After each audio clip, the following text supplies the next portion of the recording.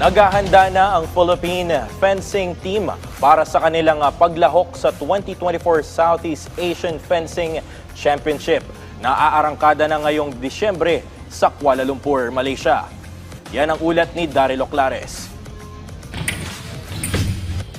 Puspusa na ang paghahanda ng Philippine Fencing Team para sa nakatakda nilang pagsabak sa 2024 Southeast Asian Fencing Championships na isasagawa sa Kuala Lumpur, Malaysia ngayong Disyembre. Bukod sa araw-araw na ensayo ng kupunan sa Ultra Fencing Hall, inilahad ni Head Coach Rolando Amat Canlas na may 2 training camps na nakaabang para sa kanila.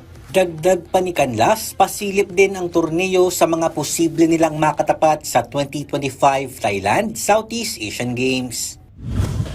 Napaka-importante kasi yung kalaban namin dito is yung kalaban din sa SEA Games. So magkakasukatan na rito. 'Di ba?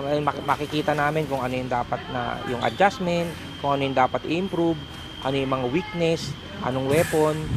Ayon pa kay Coach Amat, mataas ang moral ngayon ng ating mga national team fencers dahil na rin sa naging pagsalang ni Samantha Katantan sa 2024 Paris Olympics.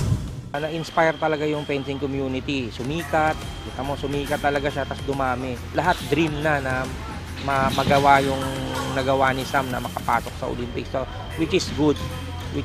The goal is makapag-send kami sa LA ng maraming fencers. Isa, hindi lang isa, 2 or 3, okay na yon.